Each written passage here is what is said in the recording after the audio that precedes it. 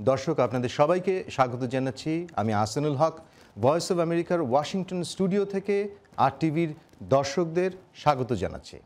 আজকে আমরা আলোচনা করব প্রেসিডেন্ট ডোনাল্ড ট্রাম্পের প্রথম 100 দিন এবং তার অর্জন সম্পর্কে। আমার সাথে আজকে এই অনুষ্ঠানে যোগ দিচ্ছেন দুজন। একজন হচ্ছেন ভয়েস অব আমেরিকার senior national correspondent Jim Malone এবং রয়েছেন সহকর্মী শেগুফতা নাসরিন কুইন। এবারে আমরা আলোচনায় চলে যেতে চাই। প্রেসিডেন্ট ডোনাল্ড ট্রাম্প আর কিছু দিনের মধ্যেই তার প্রথম 100 দিন পূর্ণ করতে যাচ্ছেন। এই 100 দিনে তিনি নির্বাচনী প্রচারাভিযানকালে যেসব প্রতিশ্রুতি দিয়েছেন তার ভেতর কটি পূরণ করতে পেরেছেন আর কতগুলো তিনি পূরণ করতে পারেননি, সেই বিষয়টি নিয়ে আমি প্রথমেই যাব জিম মেলনের কাছে। Jim, it's going to be 100 days very soon for President Donald Trump. And he made so many promises during the election campaign, and big promises he made. In the light of that, so far, how much has he achieved? What do you think? Perhaps the most notable event that has occurred in terms of a Trump achievement was his pledge to appoint a conservative to the U.S. Supreme Court. And in fact, the Senate has approved Neil Gorsuch to be on the High Court.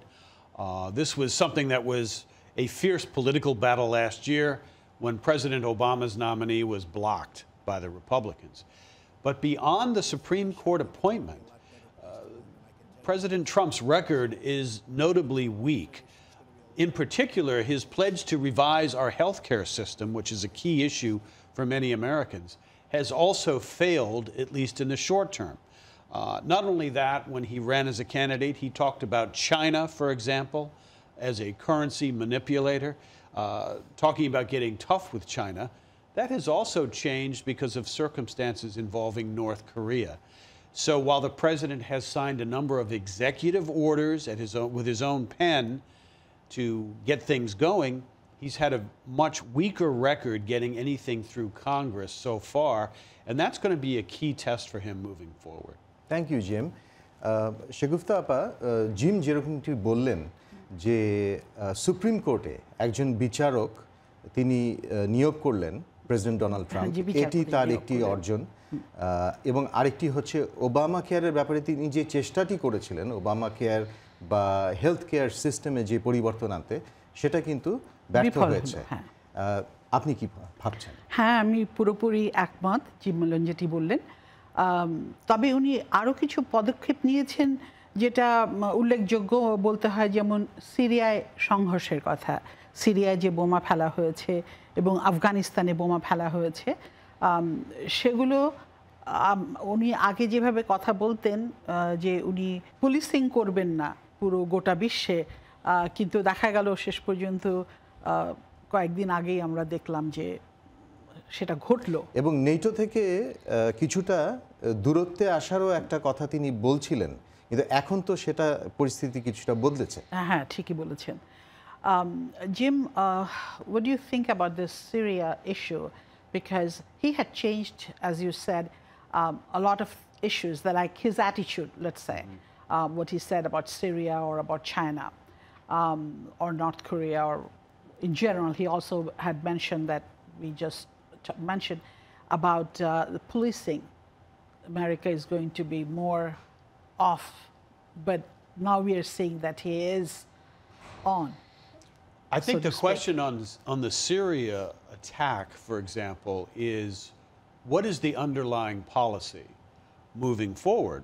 Is there a broader view that he will adopt about Syria? Because the whole kind of details of how he arrived at that decision seem to be very emotionally driven by the images we saw of the apparent gas attack in Syria. And the same applies in Afghanistan, for example, with the dropping of this huge bomb targeting Islamic State. What is his view about how committed the United States will be to Afghans' security moving forward? Because don't forget, during the political campaign, he took the very strong view of criticizing former President George W. Bush and the Iraq War. So Correct. this is a different type of Republican who said he did not want to get involved in overseas wars. And now we see circumstances as president kind of pushing him in a different direction. But are these temporary, changes, or what is the longer view about policy? And how is it affecting the balance of power between United States of America and Russia with regard to Syria?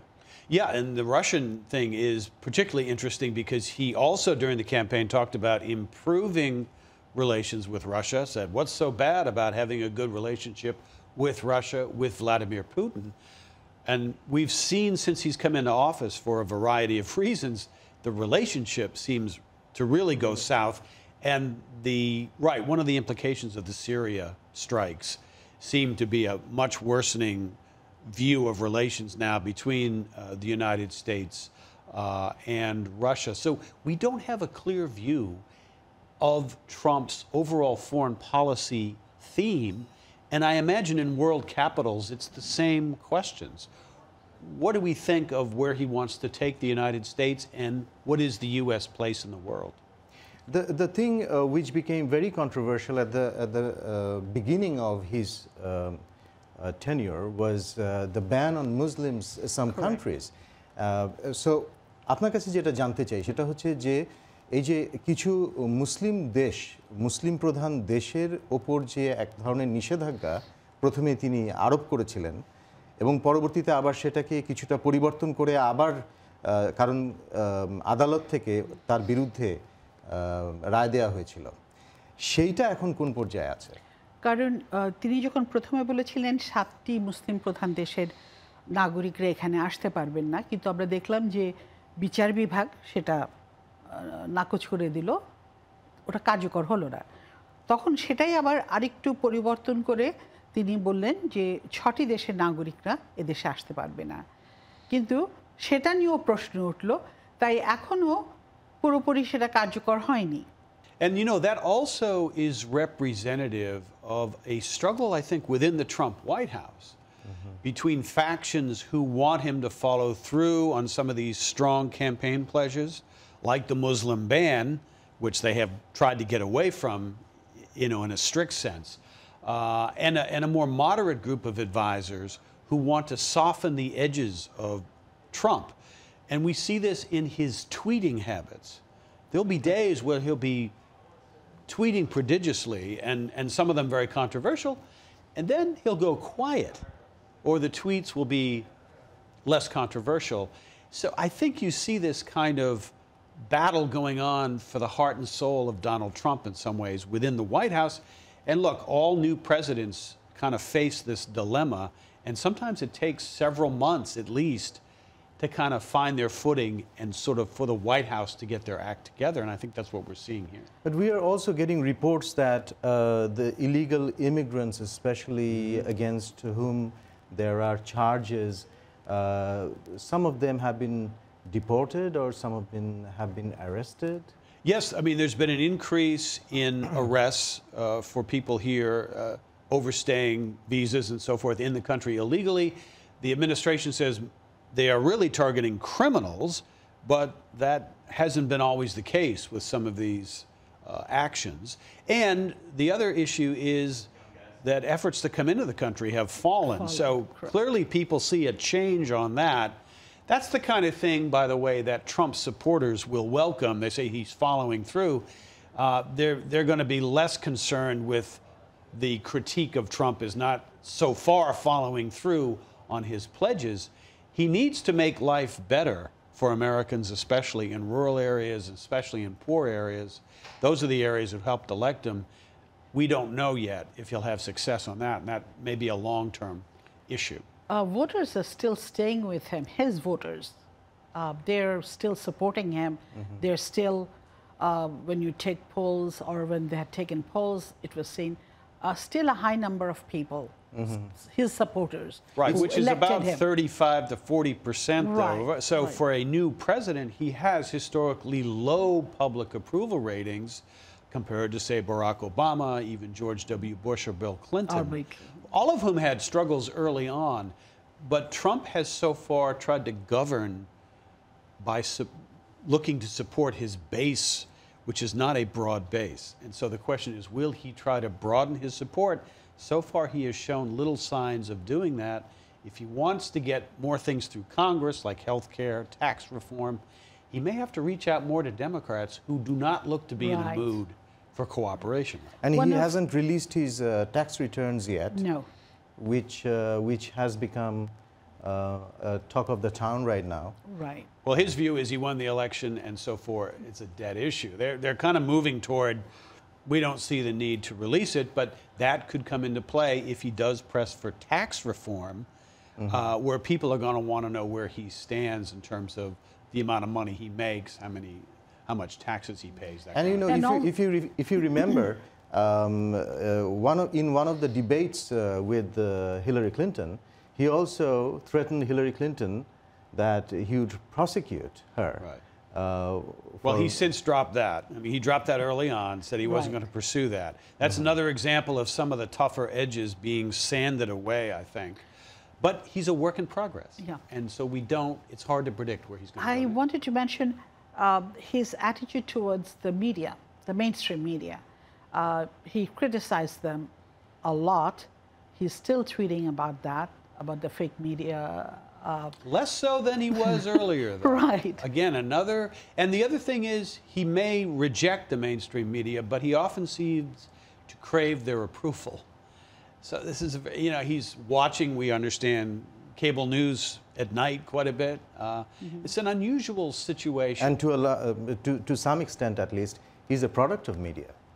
Very much so. He's experienced at it. That was one thing that helped him in his campaign, being able to communicate a vision, especially to Americans who are disenchanted with where the country has gone for the past several years and who wanted a change. And Trump has also formed his own, he's taken advantage of the new media, particularly Twitter, to kind of communicate with his base directly, which in some ways kind of lowers the importance of the mainstream media to what we've traditionally seen it. Before we wrap up, can you ask both of you, how would you like to rate him in the first 100 days? Well, he's clearly, I would say, if you're going to rate his performance, it's a work in progress. He has not delivered yet on a lot of the things he promised, but it's still early. And we have seen other presidents stumble early on, but recover to be productive. I would say that we often see when you take a position, and as he had taken a position as the president, he didn't know what it really meant. Once he became the president, then he realized some of the things. Maybe that's why he has changed his positions in so many issues that we have seen. যেটা মনে হয় যে যখন আপনি president ছিলেন না তখন আপনি একভাবে কথা বলতেন, কিন্তু যখন আপনি দায়িত্বটা নিলেন হাতে তখন আপনি দেখলেন না, এ তো অনেক কিছু আপনি জানছেন, আপনাকে গোয়েন্দা বিভাগ অনেক কিছু, ইন্টেলিজেন্স ডিপার্টমেন্ট অনেক কিছু আপনাকে বলছে যেগুলো আপনি আগে জানতেন না, এখন আপনার সেভাবে সিদ্ধান্ত নিতে হচ্ছে। অনেক ধন্যবাদ শিগুফতা আপা। Thank you so much Jim for coming. দর্শক, এতক্ষণ আমরা কথা বললাম প্রেসিডেন্ট ডোনাল্ড ট্রাম্পের প্রথম 100 দিন এবং তার অর্জন নিয়ে। আশা করি আপনারা আমাদের এই অনুষ্ঠানটি উপভোগ করেছেন। সবাই ভালো থাকুন, নিরাপদে থাকুন। আপনাদের সবাইকে ফিরিয়ে নিয়ে যাচ্ছি ঢাকায় RTV স্টুডিওতে।